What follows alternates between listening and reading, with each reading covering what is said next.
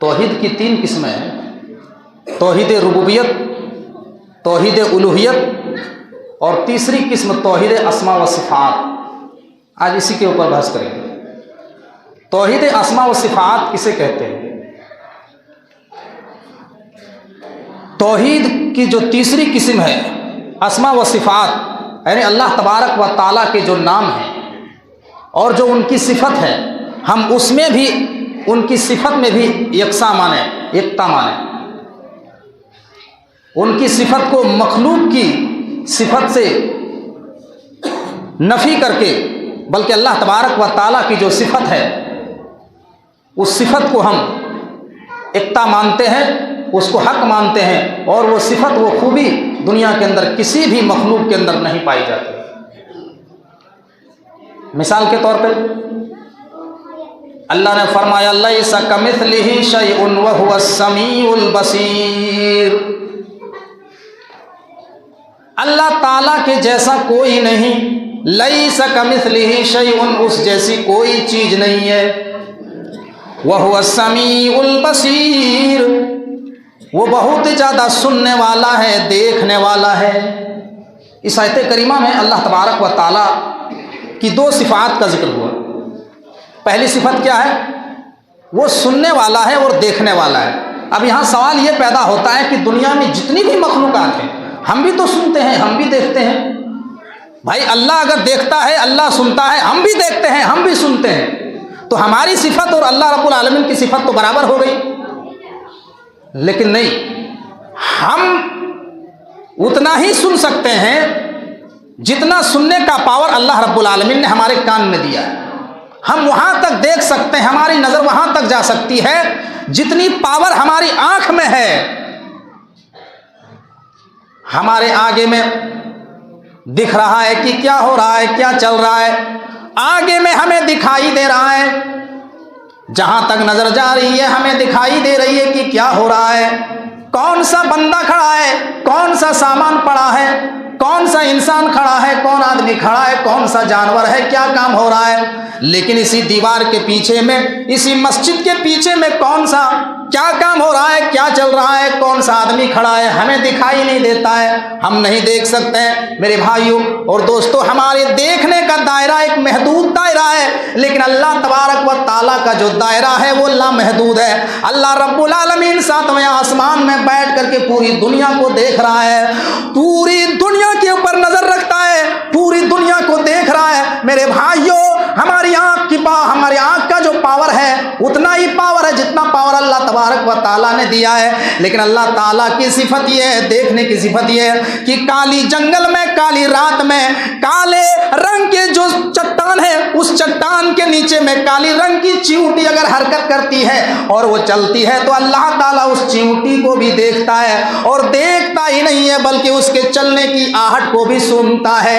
میرے بھائیوں، لیکن ہمارے کان میں اور ہماری آنکھوں میں وہ پاور نہیں ہے کہ چیونٹی جو ہے پتھر کے نیچے میں چل رہی ہے، لیکن ہمیں معلوم نہیں ہے، ہمیں وہاں تک دکھائی ہماری آنکھ میں نہیں دیتی ہے۔ میرے بھائی، ہماری آنکھ کا پاور نہیں ہے، لیکن اللہ کا پاور ہے۔ اللہ تعالیٰ پوری دنیا کو دیکھ رہا ہے۔ سمندر کے اندر کتنی مچھلیاں ہیں اور ان مچھلیوں کے پیٹ میں کتنے انڈے ہیں، ان کا علم میرے بھائیوں دنیا کے کسی بھی انسان کے اندر نہیں ہے۔ کوئی نہیں دیکھ سکتا ہے، کوئی نہیں جان سکتا ہے سمندر میں کتنا پانی ہے، کوئی آنکھ نہیں سکتا ہے، لیکن اللہ تعالیٰ کا یہ پاور ہے، اللہ کی قدرت ہے، اللہ کی صفت ہے۔ اللہ تعالیٰ دیکھتا ہے اور اللہ جانتا ہے کہ اس سمندر میں کتنا پانی ہے، اور اس سمندر میں کتنے مخلوقات رہتے اور بستے ہیں، سمندر میں کتنی پرکار کی مچھلیاں پائی جاتی ہے، اور ان مچھلیوں کے پیٹ میں کتنے انڈے ہیں، کتنے بچے پیدا ہوں گے۔ تمام کی تمام مخلوقات کے اوپر اللہ تعالیٰ کی نظر ہے۔ تو اللہ کی صفت کیا ہے؟ وَهُوَ السَّمِيعُ الْبَصِيرُ، وہ بہت زیادہ سننے والا اور دیکھنے والا ہے۔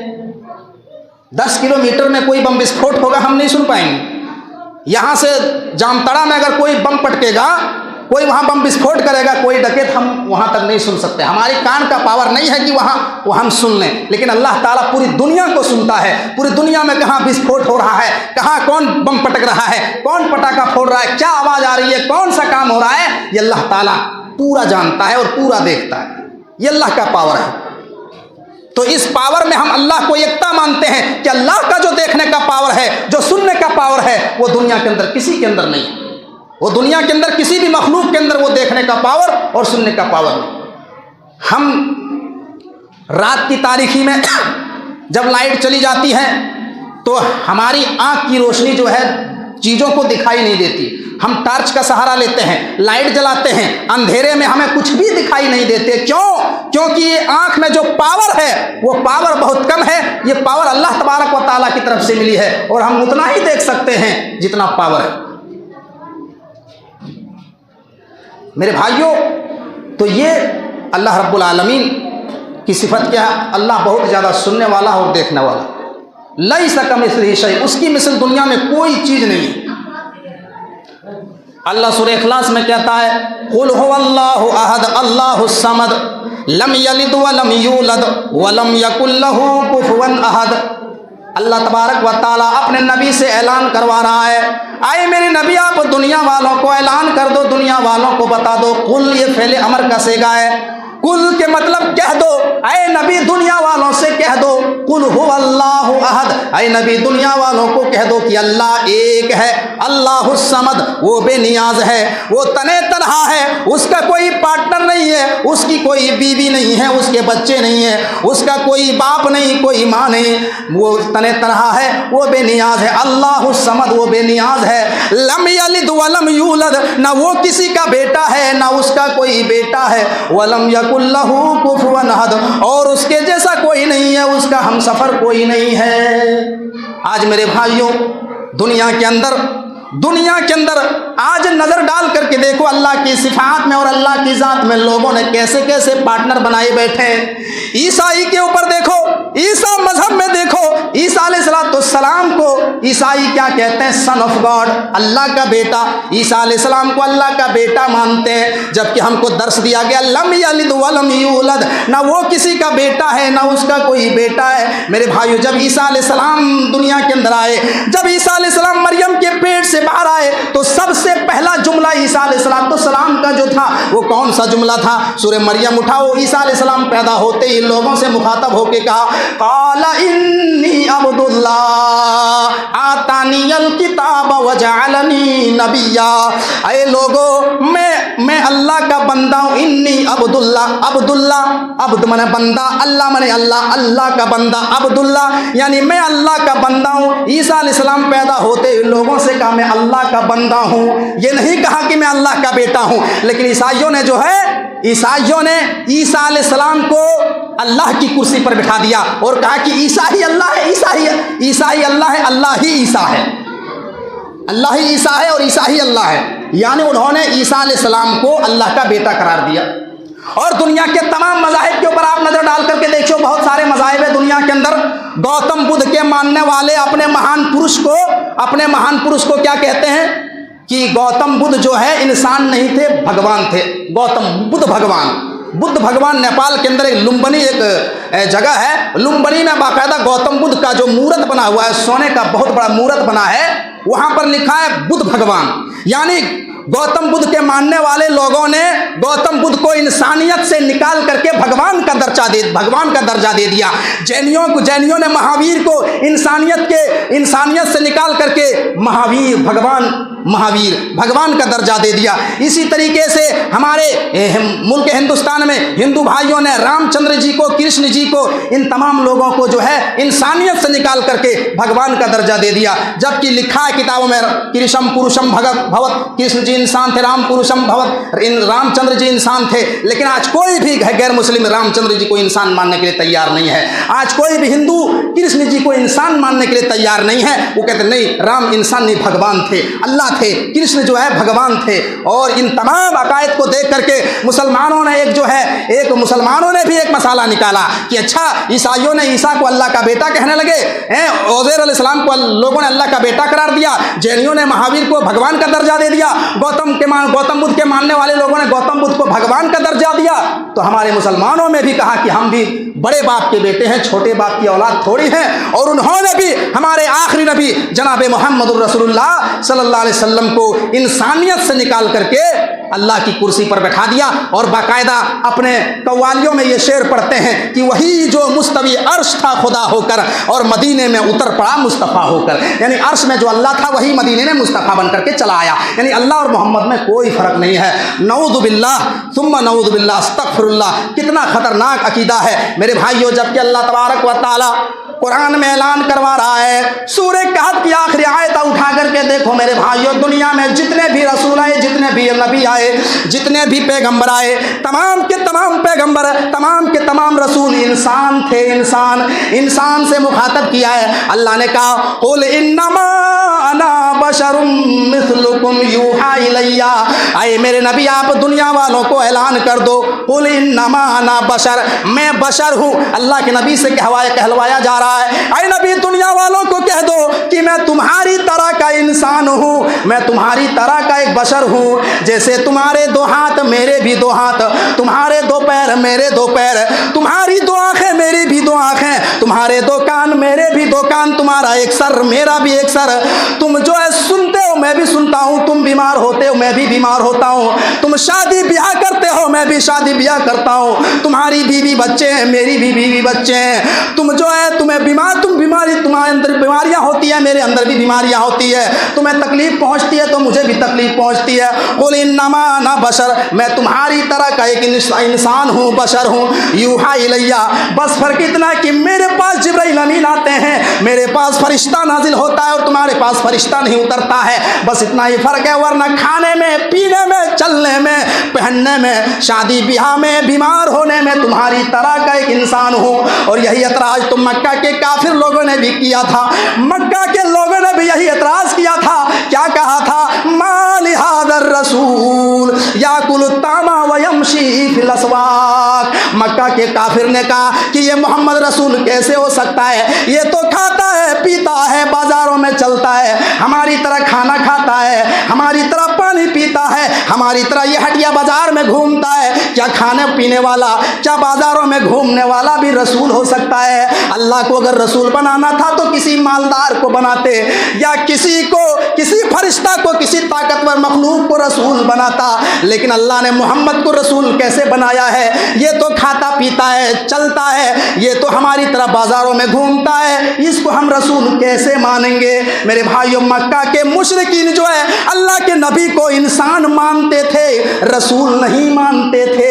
مکہ کے کافر محمد الرسول اللہ کو انسان تو مانتے تھے لیکن رسول نہیں مانتے تھے، اور آج کا مسلمان کا ایک بڑا طبقہ جو ہے اللہ کے نبی کو رسول مانتے ہیں مگر انسان نہیں مانتے ہیں۔ دونوں میں فرق دیکھیے، مکہ کے کافر میرے نبی کو رسول نہیں مانتے تھے، انسان مانتے تھے کہ یہ رسول کیسے ہو سکتے، تو ہماری طرح کھاتا پیتا چلتا پھرتا ہے، یہ رسول نہیں ہو سکتا ہے۔ اور آج کا مسلمان رسول تو مانتے ہیں مگر انسان نہیں مانتے، تو دونوں غلط ہے میرے بھائیوں۔ اگر کوئی رسول مانتا ہے انسان نہیں تو غلط، اور اگر کوئی انسان مانتا ہے رسول نہیں مانتا تو وہ بھی غلط۔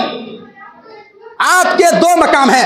آپ میرے بھائیو، اللہ کے نبی صلی اللہ علیہ وسلم کی عمر جب 40 سال کی ہوئی، 40 سال سے پہلے آپ محمد ابن عبداللہ تھے، عام انسان کی طرح تھے، لیکن جب آپ کی عمر 40 سال کی ہوئی تو اللہ نے آپ کو رسول بنایا، اللہ نے آپ کو نبی بنایا، اللہ نے آپ کو نبوت سے نوازا۔ 40 سال کے بعد آپ محمد ابن عبداللہ سے محمد الرسول اللہ بنائے گئے۔ 40 سال سے پہلے آپ کے پاس جبرائیل امین نہیں اترتا تھا، لیکن جیسے ہی 40 سال کی ہوئی اور ایک دن آپ غار حرا میں گئے اللہ کی تپسیا کرنے کے لیے اور کائنات کے اوپر غور کر رہے ہیں، اللہ کے نبی غار حرا میں بیٹھے ہوئے ہیں۔ میرے بھائیوں، جو لوگ حج کرنے کے لیے، عمرہ کرنے کے لیے گئے ہوں گے ان کو معلوم ہوگا کہ مکہ میں ایک پہاڑ ہے اور پہاڑ سے میرے بھائیوں نیچے جھانکو تو ایک غار ہے، وہاں پر ایک آدمی کے بیٹھنے اور لیٹنے کی جگہ ہے۔ اس جگہ میں اللہ کے نبی محمد الرسول اللہ جاتے ہیں اور وہاں پر کائنات کے اوپر غور کرتے ہیں، اور سب سے پہلے وہیں پر قرآن کریم کی 5 آیتیں جبرائیل لے کر کے آ جاتے ہیں۔ اقرأ بسم ربک الذی خلق، خلق الانسان من علق، اقرأ وربک الاکرم الذی علم بالقلم، علم الانسان ما لم یعلم۔ یہ 5 آیتیں سب سے پہلے غار حرا کے اندر نازل ہوتی ہے۔ میرے بھائیوں، وہاں سے وہاں پر آپ کو نبوت دی گئی اور رسول بنایا گیا۔ اس سے پہلے آپ جو ہے عام انسانوں کی طرح تھے، لیکن 40 سال کی عمر میں آپ کو رسول بنایا گیا नबी बनाया गया और आपको मुहम्मदुर रसूलुल्लाह बनाया गया। मोहम्मद इब्न अब्दुल्लाह से मुहम्मदुर रसूलुल्लाह बनाया गया। कब? 40 साल की उम्र में। 40 साल में आप रसूल हुए, उससे पहले आप क्या थे? आम आदमी की तरह थे। 40 साल में आपको नबी बनाया गया, आपके ऊपर फरिश्ता उतरने लगा, आपके ऊपर कुरान नाजिल हुई, और इसी तरीके से मेरे भाइयों दुनिया में इस्लाम फैला। तो अल्लाह के नबी के दो मकाम हैं। आप मिन हैसुर रसूल हैं और मिन हैसुल बशर।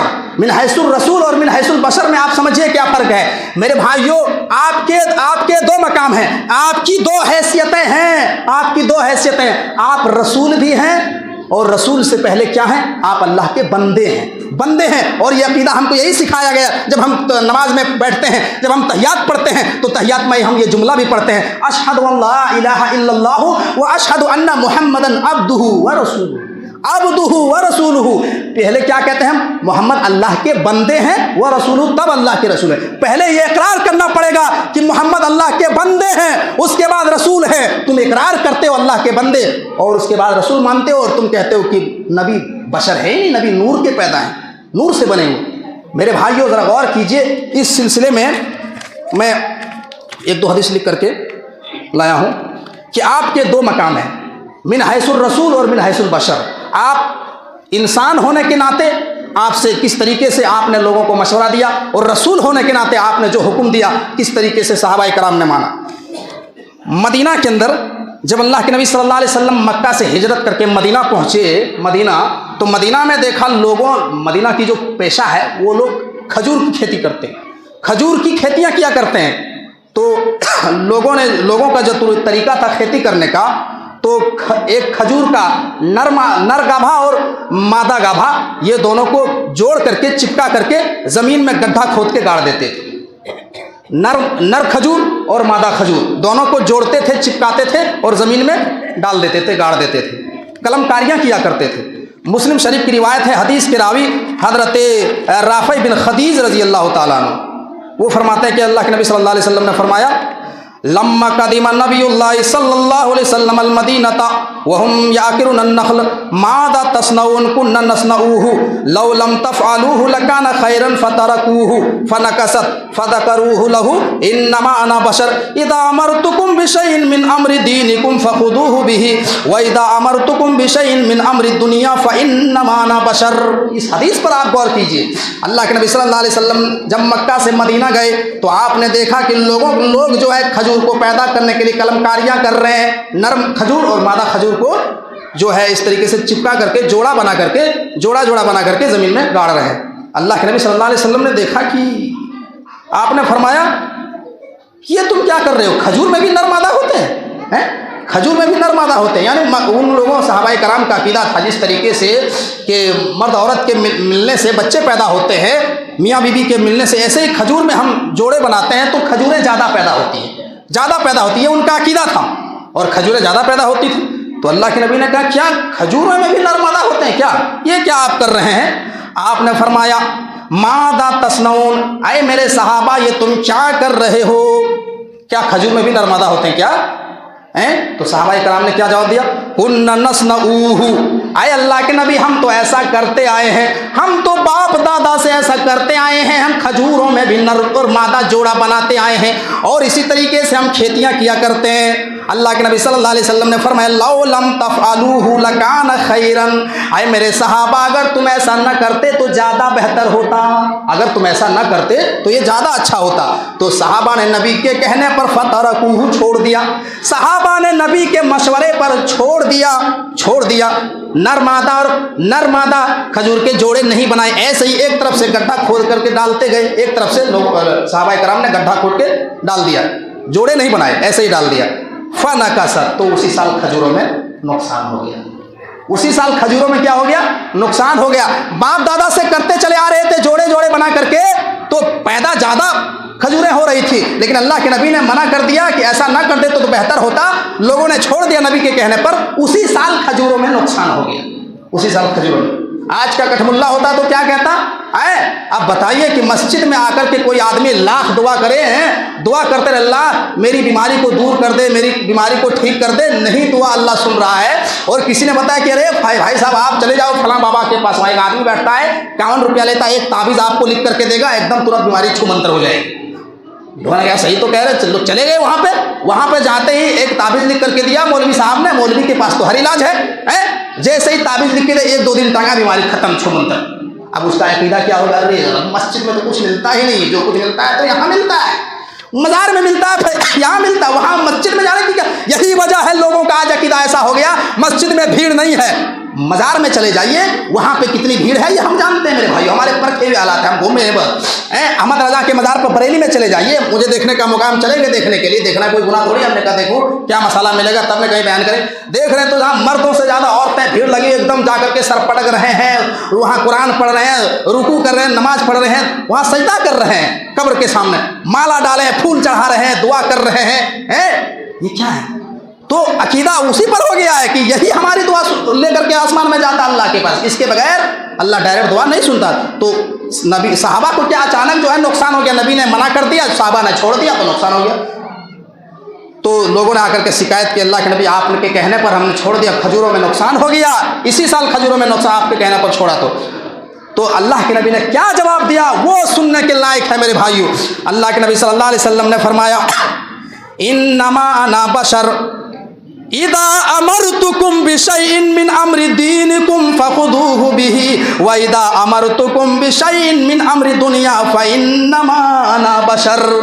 اے میرے صحابہ میں ایک انسان ہوں، میں دین کے تعلق سے اگر کوئی بات کہوں تو میری بات کو لے لیا کرو، لیکن جب میں انسان ہونے کے ناطے تم کو کوئی مشورہ دوں تو میرے مشورے کو تم چھوڑ سکتے ہو۔ میں نے تمہیں جو مشورہ دیا تھا کہ تم ایسا مت کرو تو یہ میں نے رسول ہونے کی حیثیت سے نہیں کہا تھا، یہ میں نے عام آدمی کی حیثیت سے کہا تھا، یہ میں نے جو ہے عام آدمی ہونے کے ناطے مشورہ کیا تھا۔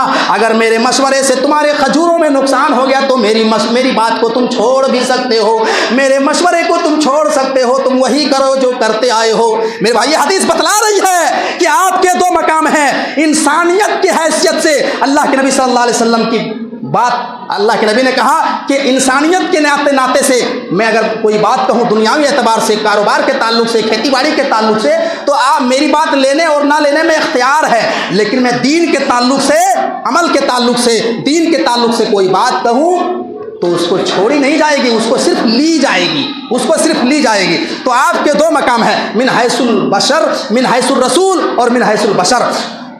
من حیث البشر کی بات تو چھوڑی جا سکتی ہے، لیکن من حیث الرسول کی بات صرف لی جائے گی، چھوڑی نہیں جائے گی۔ اور امام مالک رحمۃ اللہ علیہ مدینہ کے اندر روضے رسول پر کھڑے ہو کر کے، امام مالک رحمۃ اللہ علیہ اللہ کے نبی کی قبر کے سامنے کھڑے ہیں اور کہہ رہے ہیں کہ ایک شخص جو قبر میں سویا ہوا ہے، یہ آدمی جو قبر میں لیٹے ہوئے ہیں، ان کی بات صرف لی جائے گی، چھوڑی نہیں جائے گی، ان کی بات کو صرف لی جائے گی، چھوڑی نہیں جائے گی۔ اس کے علاوہ دنیا میں جتنے بھی لوگ ہیں ان کی بات کو لی بھی جائے گی، چھوڑی بھی جائے گی۔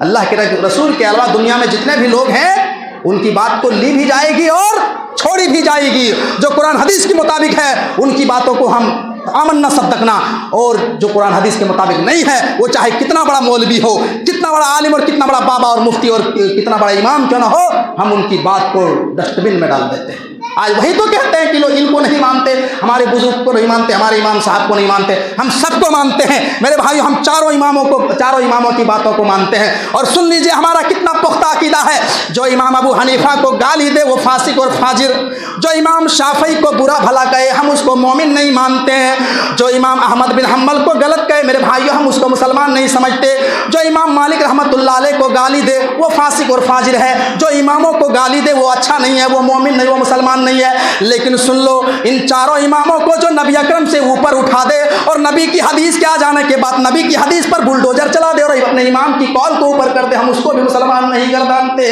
اس لیے کہ ہم نے جو کلمہ پڑھا ہے وہ یہی پڑھا ہے، اشہد ان لا الہ الا اللہ واشہد ان محمدا عبدہ ورسولہ۔ ہم نے کلمہ پڑھا ہے تو محمد کا کلمہ پڑھا ہے، محمد کی بات آ جانے کے بعد میرے بھائیو ہم کسی کی بات کو نہیں مانتے ہیں، ہم انہی باتوں کو مانتے ہیں دوسرے لوگوں کی جو صحیح بات ہو، جو قرآن کے مطابق ہو۔ حدیث کے مطابق ہو. نبی کچھ کہہ رہے ہیں, امام صاحب کچھ کہہ رہے ہیں, امام کی بات الگ ہے, نبی کی بات الگ ہے. امام کی بات کو ہم رکھ دیتے ہیں اور اپنے نبی کی بات کو لے لیتے ہیں. یہی تو ہم کر رہے ہیں. کون سا غلط کام کر رہے ہیں, کون سا جرم کر رہے ہیں کہ آج ہمارے اوپر لوگ الزام لگاتے ہیں کہ اولیاء کو نہیں مانتے, امام کو نہیں مانتے, فلاں کو نہیں. ہم سب کو مانتے ہیں. آپ لے کے آئیے کوئی بھی بات, آپ کی بات اگر محمد رسول اللہ کے مطابق ہوگی, قرآن کے مطابق ہوگی تو آمنا صدقنا ہم مانیں گے. اور اگر آپ کی بات قرآن کے مطابق نہیں ہے, حدیث کے مطابق نہیں ہے, آپ چاہے کتنا بھی بڑا عالم ہے, آپ کی بات کو نہیں لی جائے گی. یہی اس حدیث میں کہا گیا. اللہ کے نبی نے کیا کہا, میں نے جو مشورہ دیا تھا انسان ہونے کے ناطے کہا تھا, میں نے کوئی حکم, اللہ کی طرف سے حکم نہیں تھا, میں نے انسان ہونے کے ناطے میں نے مشورہ دیا. کھجوروں میں نقصان ہو گیا تو تم چھوڑ سکتے ہو میری بات کو, لیکن جب دین کے تعلق سے کوئی بات میں کہوں تو میری بات کو لے لیا کرو, کیونکہ وہ بات میری جانب سے نہیں ہوتی ہے, اللہ کی جانب سے ہوتی ہے. اللہ مجھے کوئی بات بتاتا ہے تب ہم لوگوں کو بتاتے ہیں, اپنی طرف سے ہم نہیں بتاتے ہیں. یہ ہے میرے بھائیوں. تو یہ حدیث بتلا رہی ہے کہ آپ کے دو مقام ہیں, من حیث البشر اور من حیث الرسول. آپ نے دونوں حیثیتوں کو ظاہر کر دیا کہ میں رسول ہوں, انسان ہوں اور رسول ہوں. اس کے بعد ایک اور دیکھیے کیا ہے, اس کے بعد جو ہے ایک اور واقعہ مختصر میں 2-4 منٹ میں. میرے بھائیوں, ایک مرتبہ جو ہے دو لوگ, مغیث اور بریرہ. مغیث ان کی بیوی کا نام تھا بریرہ. یہ دونوں کسی مالک کے غلام تھے. غلامی پہلے زمانے میں چلتی تھی, آج کے دور میں غلامی نہیں چلتی ہے. تو شریعت کا یہ مسئلہ ہے کہ اگر مالک عورت کو پہلے آزاد کر دے یا مرد کو پہلے آزاد کر دے, عورت کو اگر آزاد کر دے, غلامی سے چھٹکارا مل جائے, تو عورت کو اختیار ہے کہ وہ کسی بھی آزاد مرد سے شادی کر سکتی ہے. اور اگر مرد پہلے آزاد ہو جائے تو اس کا اختیار ہے کہ وہ آزاد عورت سے شادی کر سکتا ہے. یہ شریعت کا مسئلہ آج بھی ہے, لیکن آج کے دور میں غلامی چلتی نہیں ہے. تو مغیث اور بریرہ یہ دونوں کسی مالک کے غلام تھے. یہ بخاری کی روایت ہے, کوئی لیلا مجنون کی کتاب کے حوالہ میں نہیں لے رہا ہوں میرے بھائیوں. امام بخاری جو قرآن کے بعد سب سے سچی اور صحیح کتاب مانے جاتے ہیں بخاری. تو بریرہ کو آزادی پہلے مل گئی, اس کے آدمی کو آزادی نہیں ملی. جب بریرہ کو آزادی مل گئی تو شریعت کا مسئلہ ہے کہ آزاد مرد کے ساتھ رہے گی, کیوں ہم غلام شوہر کے ساتھ رہیں گے. بریرہ کو آزادی مل گئی. بریرہ نے کہہ دیا کہ ہم کو آزادی مل گئی, ہم آزاد مرد سے نکاح کریں گے, ہم تمہارے ساتھ نہیں رہیں گے. مغیث پیچھے اپنی بیوی کے پیار میں پاگل ہے اور منا رہا ہے, اے میری بیوی, اے بریرہ, میرے پیار میں کیا کمی ہے, میری محبت میں کیا کمی ہے, ہم آپ کو اتنا پیار کرتے ہیں, اتنی محبت کرتے ہیں, مجھے نہ چھوڑو, مجھے چھوڑ کر کے نہ جاؤ, مجھے ہی اپنے شوہر کی شکل میں مانے رہو, اور کچھ دن کی تو بات ہے, کچھ دن میں تو مجھے بھی آزادی مل سکتی ہے, تم مجھے چھوڑ کے کیوں جائے گی, مجھے چھوڑ کر کے نہ جاؤ. بریرہ نے کہا کہ ہم تمہارے ساتھ نہیں رہیں گے, ہم کسی آزاد مرد سے شادی کریں گے, کہیں بھی ہم نکاح کریں گے. میرے بھائیو, بخاری کے الفاظ ہیں, یطوف خلفہا, جیسے خانہ کعبہ کا طواف کیا جاتا ہے, جیسے خانہ کعبہ کا چکر لگایا جاتا ہے, ایسے ہی مغیث اپنی بیوی بریرہ کا چکر لگا رہے ہیں, طواف کر رہے ہیں. جہاں بریرہ جا رہی وہیں مغیث پیچھے جا رہا ہے اور منا رہا ہے, میری بیوی مجھے چھوڑ کے نہ جاؤ, اے میری بیوی مجھے چھوڑ کے نہ جاؤ. یطوف خلفہا, مغیث اپنی بیوی کا طواف کر رہا ہے, چکر لگا رہا ہے. صحابہ نے جب یہ منظر دیکھا, صحابہ نے نبی کو بتایا ایسا منظر ہے. اللہ کے نبی صلی اللہ علیہ وسلم کو جب پتا چلا, آپ نے بریرہ کو بلایا اور کہا کہ اے بریرہ, تمہیں آزادی مل گئی ہے اور تمہارے شوہر کو نہیں ملی ہے, میرا مشورہ ہے کہ تم اپنے شوہر کو نہ چھوڑو, مجھے تمہارے شوہر کی محبت دیکھ کر کے رحم آ گیا ہے, تم اپنے شوہر مغیث کو نہ چھوڑو. تو بریرہ نے جو جواب دیا وہ سننے کے لائق ہے. کیا کہا بریرہ نے؟ کہا کہ اللہ کے رسول, یہ آپ کا حکم ہے یا آپ کا مشورہ ہے؟ آپ کا حکم ہے کہ آپ کا مشورہ ہے؟ اگر آپ کا حکم ہوگا تو آمنا صدقنا, ہم مانیں گے, لیکن آپ کا مشورہ ہوگا, بتائیے کیا ہے, آپ کا مشورہ ہے یا آپ کا حکم ہے, اللہ کا حکم ہے, آپ اپنی طرف سے کہہ رہے ہیں یا شریعت کا حکم ہے؟